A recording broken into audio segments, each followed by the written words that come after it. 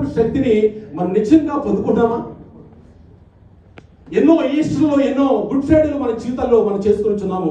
ఆ పునరుద్ధారపు యొక్క శక్తి మనకు ఇంతవరకు వచ్చింది. అసలు ఈస్టర్ అంటే లేతే అలాగా మనం, ఎందుకంటే ఆల్రెడీ దేవుని సేవకు చెప్పినట్టుగా ఇది ఒక ఆచారంగా వెళ్ళిపోతుంది మాట అన్నమాట. నిజంగా యూదులు ఈ కాలంలో చేసుకున్నది ఏంటంటే పస్కా పండుగ దినాలు వారు చేసుకుంటా ఉన్నారు. హల్లెలూయా.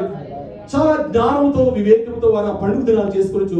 ఆఖరి దినాలు వారు ఏం చేస్తారంటే ఒక బలి పశువును, హల్లెలూయా, ఒక గొర్రె పొట్టేలును వారు అర్పణగా ఇచ్చి ఆ దినాలు వారు పండుగ చేసుకుని చక్కగా విధి చేసుకుంటారు అన్నమాట. అయితే వారు ఈ కాలంలో సరిగ్గా పస్కా దినాల కాలంలో ఆఖరి దినాల వారు ఇవ్వాల్సిన గొర్రె పొట్టేలుకు బదులుగా వారు ఏమి ఇచ్చారో తెలుసా? హల్లెలూయా, యేసు క్రీస్తు వారిని బలిగా ఇచ్చారు. హల్లెలూయా, యేసు క్రీస్తు వారిని వారు బలిగా ఇచ్చినట్టుగా వాక్యం సెలవిస్తూ ఉంది. హల్లెలూయా. ఎందుకంటే వారు తెలియదు వారు ఏం చేస్తున్నారు. అందుకే యేసు క్రీస్తు వారు ప్రార్థన చేస్తారు. ఏంటండి? తండ్రి, వీరేమి చేస్తున్నారు కనుక వీరిని క్షమించు. హల్లెలూయా. మనం జస్ట్ ఒక రోజు క్రితమే చేసుకున్నాం గుడ్ ఫ్రైడే ఆరాధన. 7 మాటల యొక్క సత్యాన్ని పరిశుద్ధాత్ముడు మనతో చక్కగా మాట్లాడి ఆ యొక్క ఎలా మనం క్షమించాలో, ఎలా ప్రేమించాలో, ఎలా మనం ఆదరించబడాలో, ఎలా మనం తన యొక్క శక్తిని పునరుద్ధారపు అభిషేకాన్ని పొందుకోవాలో ఆ 7 మాటలు ఉన్న అమూల్యమైన అర్థాన్ని పరిశుద్ధాత్మ దేవుడు నీతో నాతో ప్రత్యేకంగా మాట్లాడు. హల్లెలూయా. విని ఇంకా మీరు 2 రోజులు కూడా కావట్లేదు. హల్లెలూయా. కానీ అసలు ఈస్టర్ అంటే ఏమని మనం అనుకుంటాం? క్రీస్తు పునరుద్ధారపు శక్తి, హల్లెలూయా, పొంది నూతన జీవితాన్ని పొందుకోవడమే హల్లెలూయా ఈ యొక్క క్రీస్తు యొక్క రిజర్వేషన్. హల్లెలూయా. ఈస్టర్ క్రీస్తు యొక్క పునరుద్ధారపు శక్తి మనకు సమృద్ధిగా రావాలి. హల్లెలూయా. మన ఉద్యమం లేదు మనలో. హల్లెలూయా. ఎంతో మంది హల్లెలూయా మనల్ని త్రోస్తూ ఉన్నా సరే దేవుని చదువు మన సమయానుకూలంగా రాలేకపోతున్నాం, దేవుని స్తుతించి ఆరాధించలేకపోతున్నాం. అసలు దేవుడు మనకి ఇచ్చిన ఆ యొక్క అభిషేకం ఏంటి? పేతురు రాసిన మొదటి పత్రిక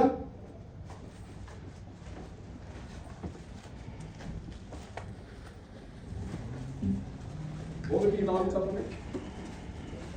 మన ప్రభువు యేసుక్రీస్తు మృతులలో నుండి యేసుక్రీస్తు అంటే చెప్తున్నా పేతురు రాసిన మొదటి పత్రిక మరలా చెప్తున్నాను 1:4 నుండి యేసుక్రీస్తు తిరిగి లేచుట వలన జీవముతో కూడిన నిరీక్షణ మనకు కలుగునట్లు, అనగా అక్షయమైనదియు నిర్మలమైనదియు ఓడబారనిదియు వాక్యము మనకు కలుగునట్లు ఆయన తన విశేష కనికరము చొప్పున మనలను మరలా జన్మింపచేసెను. హల్లెలూయా. హల్లెలూయా. ఆయనకి విశేష కనికరము చొప్పున ఏంటండి? హల్లెలూయా. విశేష కనికరము మన మీద ఉంది కనుక విశేషమైన అపారమైన శ్రేష్టమైన కనికరము దేవుడు మన ఎడల చూపించాడు కనుక హల్లెలూయా మనకి ఏమి ఇచ్చాడంటే మనకి ఆశీర్వాదం, మన రక్షించాడండి. హల్లెలూయా.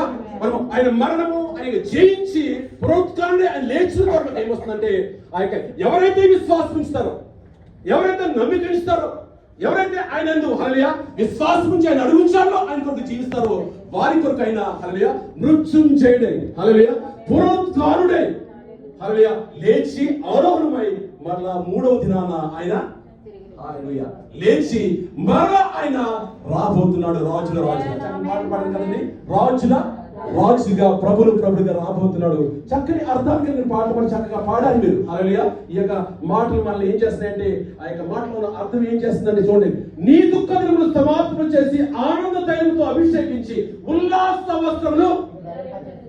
ఎందుకంటే ప్రతి బాష్ప బిందువునైనా తుడుచున్న కొరకు ఈ లోకానికి వచ్చాడు.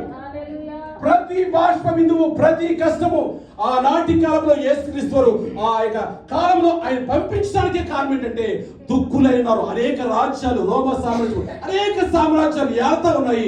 అందరూ కూడా దుఃఖ పీడితులై ఉన్నారు. ఆయన యెరూషలేములో ఆకాశంగా ప్రవేశించడం ఏం జరిగిందంటే హల్లెలూయా వారందరూ వచ్చి నీవే రాజువు, నీవే రాజు అని హోసన్నా హోసన్నా హోసన్నని వారు ఆయనను ప్రకటించారు. ఆయన రాజుగా వారు నమ్మి విశ్వసించారు. అయితే తర్వాత ప్రధాన యాజకులు, శాస్త్రులు, సద్దుకలు మీరు ఎలా చేస్తున్నారండి అని వారి మనసును మార్చివేసి అబద్ధాలు చెప్పి యేసుక్రీస్తు వారి మీద నిందలు మోపి అపహసించి దూషించి వారి చేతే మరలా సిలువేడిని ప్రకటించేశారు. హల్లెలూయా. అదే ప్రజలు చాలాసార్లు మనం భయపడిపోతుంటాం. అంతే ఎందుకు యేసుక్రీస్తు వారి శిష్యులు కూడా భయపడిపోయారు. నువ్వు ఆయనతో ఉన్నావు కదా అంటే వెంటనే భయపడిపోయి పేతురు అన్నాడు కదా, నీ హల్లెలూయా క్రీస్తు అనే బండి మీద నీ మీద నాకు స్థలం కడతాను వాగ్దానం చేసే దేవుడు హల్లెలూయా. ఆయన అంటాడు కదా ఆఖరి క్షణాల్లో నేను నిన్ను ఎరుగునని. కారణం ఏంటి? భయపడి. హల్లెలూయా. అందుకే భయపడకుడి దినదినము కూడా ప్రభు మనతో చెప్తున్నాడు 366 సార్లు. హల్లెలూయా. ప్రతి దినము కూడా ప్రభు మనతో చెప్తున్నాడు భయపడవద్దు, నిబ్బరం కలిగి ధైర్యంగా నుండుము, నీవు నడుచు త్రోవలు అన్నిటిలో నేను తోడుకుంటాను. నేను మోషే నడిపించిన దేవుడు. హల్లెలూయా. నేను అనేక మంది నా భక్తులు నడిపించను. అబ్రహాం, ఇస్సాకు, యాకోబుల దేవుడిని, యెహోవాను నేను మార్పు లేని వాడను. హల్లెలూయా. ఆదియు అంతిమైన దేవుడును. హల్లెలూయా. అన్ని వేళలు ఏకరీతికున్న దేవుడు కనుక నువ్వు భయపడవద్దు. చాలాసార్లు పరిస్థితులు చూసి చాలాసార్లు కూడా వరి అవుతుంటాం. హల్లెలూయా. మాకు నుంచి ఒక సంవత్సరం నుంచి హల్లెలూయా పరిస్థితులు చాలా ఉన్నప్పుడు హల్లెలూయా వేరుగా ఉన్నప్పుడు మేము హల్లెలూయా ప్రార్థన చేస్తాము. సంఘం ప్రార్థించింది. ఇప్పుడే ఈ వారంలోనే హల్లెలూయా మా యొక్క వీసా అన్ని కూడా ప్రభు కంప్లీట్ చేస్తా ఉన్నారు. విజిట్ లో ఉన్నాం. ఎంతో తరం ఏ ప్రయాసాలు అయినప్పటికీ కూడా ప్రభు సెలవుస్తున్నాడు. ప్రతిరోజు నాతో మాట్లాడుతున్నాడు భయపడవద్దు. హల్లెలూయా. భయపడవద్దు. హల్లెలూయా. ఇవన్నీ కూడా మనం జ్ఞాపకం చేసుకుంటే నేను ఇంకా సంఘానికే ధైర్యం చెప్పండి. ఎందుకంటే చాలా మంది దుఃఖితులై బాధపడేవారు ఇలా జరుగుతుంది ఏంటని. చాలాసార్లు గృహానికి రోజు వచ్చింది. కానీ దేవుడు అద్భుతంగా హల్లెలూయా మనకి ఈ వారంలో దేవుడి చిత్తమతి నేను హల్లెలూయా ఐడి పొందుకోబోతున్నాను. ప్రార్థన చేయండి. దేవునికి అసాధ్యమైనది లేదు. మనుషులకు అన్ని అసాధ్యమే, దేవునికి అసాధ్యమైనది లేదు. హల్లెలూయా. ఆయన సర్వాధికారి అయిన దేవుడు, సర్వశక్తిమంతుడైన దేవుడు. ఆయన ప్రేమించే వారి కొరకు ఆయన దాచించిన మేళ్ళు ఎంత ఉన్నతమైనవో అవి కంటికి కనిపించలేదు, చెవికి వినిపించలేదు. హల్లెలూయా. హృదయానికి గోచరం కాలేదు. మనల్ని నీతిమంతుగా చేయడానికి హల్లెలూయా, మనల్ని పరలోక రాజ్యంలో స్వాస్థ్యం పొందేవారిగా చేయడానికి, వాడ బారిని కిరీటాన్ని స్వాస్థ్యాన్ని ప్రభు మనకి ఇవ్వడానికంట ఏం చేశాడంటే మన కొరకు కలువరిలో ఆయన హల్లెలూయా బలి అయి 3వ దినాన పునరుద్ధారణే ఆయన లేచి నీ కొరకు నా కొరకు హల్లెలూయా మరలా ఏంటంటే తిరిగి రాబోతున్నాడు. రాజుగా రాబోతున్నాడు. ప్రభుగా రాబోతున్నాడు. సర్వాధికారి అయిన దేవుడిగా రాబోతున్నాడు. అట్టి ప్రభు యొక్క హల్లెలూయా అభిషేకాన్ని పునరుద్ధారపు శక్తిని పొందుకోవడానికి మనం దేవుని సన్నిధికి వస్తున్నాం. పునరుద్ధారపు అభిషేకాన్ని పొందుకోవడానికి దేవుడిగా సన్నిధిలో నివాసం చేస్తున్నాం. పునరుద్ధారక అభిషేకంలో జీవించడానికి మనము దేవుడిగా సన్నిధిలో నివసిస్తున్నాము. హల్లెలూయా నీతిమంతులుగా చేయడానికి. హల్లెలూయా ఏంటంటే మనకి ఓడబారిన కిరీటాన్ని మనం పొందుకోవడానికి. హల్లెలూయా మనందరినీ ఆయనతో పాటుగా ఎల్లవేళలా చూడండి అన్నిటికీ లోకములో హల్లెలూయా దేనికి హల్లెలూయా అని గ్యారెంటీ ఉందా? దేనికి గ్యారెంటీ కేవలం చెడుకు మనకి కూడా గ్యారెంటీ లేదు. హల్లెలూయా. కానీ హల్లెలూయా ఆయన మృత్యుంజయుడు లేచంట ఆ మరణం మీద కూడా మనకి చేయించాడు. హల్లెలూయా మనకి గ్యారెంటీ ఉంది. హల్లెలూయా మనం చనిపోయిన తర్వాత అప్పటికి కూడా క్రీస్తు యొక్క రాకడలో హల్లెలూయా పరిశుద్ధులైన వారు మొదటి లేతరు. హల్లెలూయా ఆపై సజీవులు ఎత్తబడదు.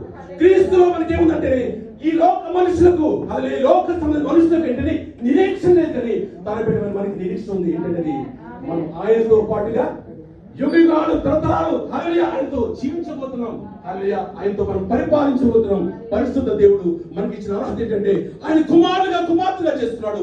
మరణపు ముళ్ళను విడిచి ఆయన సజీవుడిగా ఉండి మనల్ని కూడా మరణపు ముళ్ళను విడిచి విజయశీలుగా ప్రభు చేస్తున్నాడు. అటు కృపాభిషేకులు మన మధ్యలో సమృద్ధిగా ప్రభు దయచేయగాక. ఇచ్చిన సమయాన్ని కోల్పోయిన పాస్టర్ గారు ఒక 10 నిమిషాలు